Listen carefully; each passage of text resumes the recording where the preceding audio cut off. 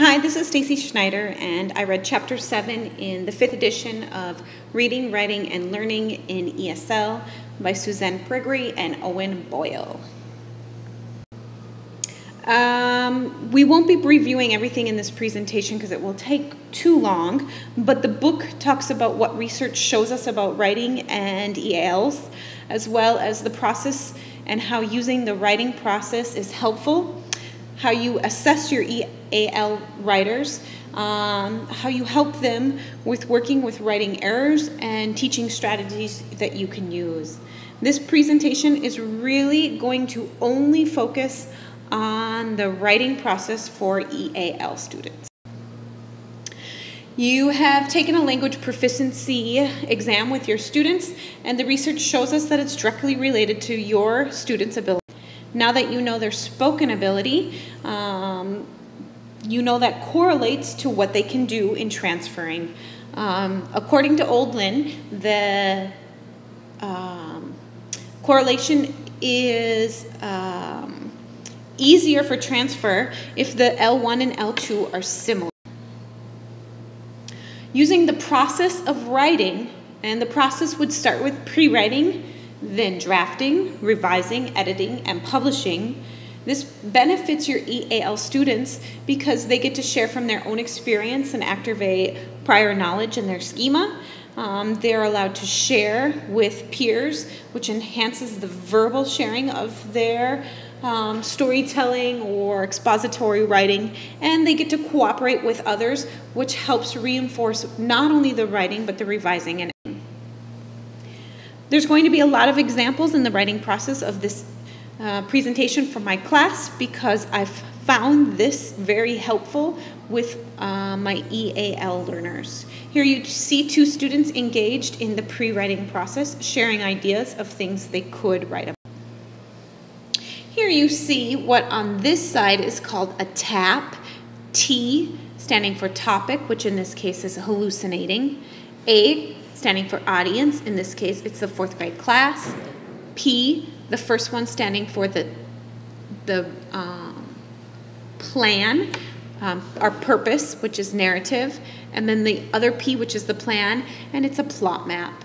And by creating the rising action, the climax, and the falling action with the resolution, this is all done orally before the students even write this down. So it gives them a chance to share and pre-write.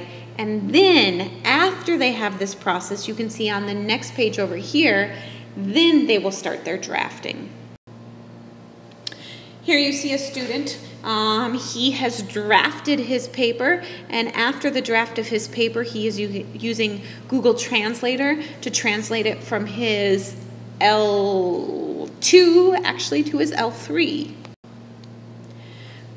This process, the writing process, if you're using it as a teaching way to teach writing in your classroom, you really need to model for your students what you expect for them to do. You need to model think alouds, you need to model. You need to model by drafting for them. You need to model by editing for them, model by revising for them, giving them examples where they are seeing you think aloud.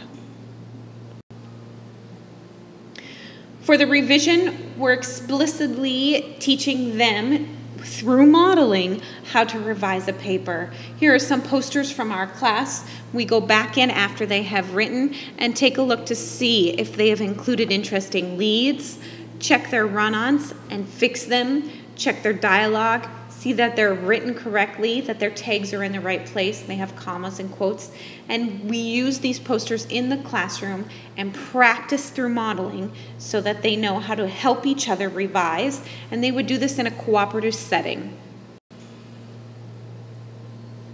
It also helps to give them other words for commonly used words like said, yelled, or asked.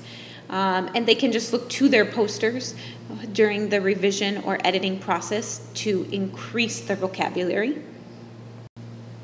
Here is an example of collaborations. These students have seen this process modeled, and together they are editing and revising. Here in this particular situation, they are looking for proper capitals, periods, the capitalization of proper nouns, and any mistakes. You can see in our classroom, the editing process has been posted. Every single one of these has been modeled on how you do them, what they mean. So to the kids, they know when they see this editing process, the first thing they're going to do is reread their story with a partner cooperatively. They are going to use red lights for ending punctuation, yellow lights for any proper nouns, and green lights for any capitals. So this would come at the start of a sentence. These would be any names of nouns, and this would come at the end of a sentence.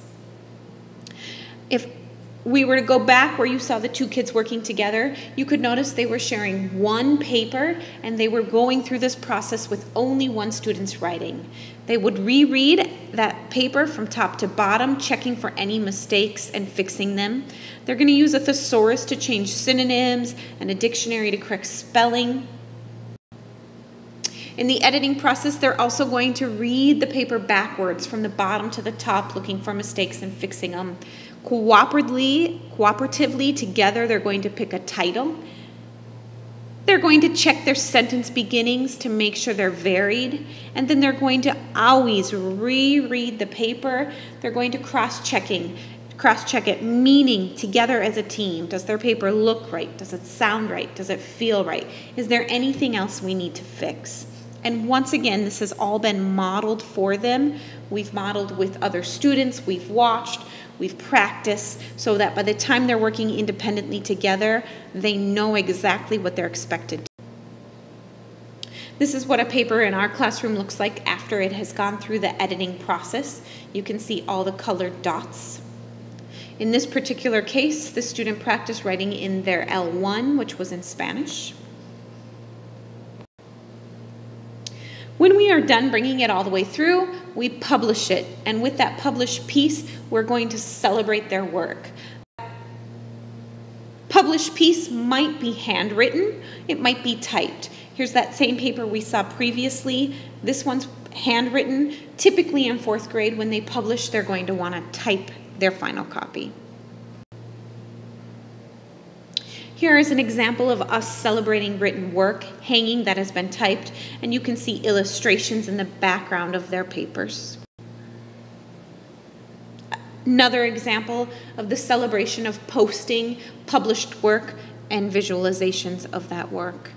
We don't publish all their writing, we only publish certain pieces that they love or specific genres we're working on. Sometimes they're writing just to write. We do not always publish all the way through everything they write. Nor do we make them rewrite to publish something if it's not perfect. Here's another example of published work through portfolios. This is one of my favorite slides through the whole presentation.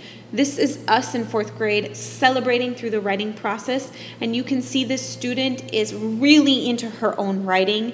She's sharing it with her peers, and she's so into her story that she doesn't even have to look at it when she's telling the story. She wants to act it out.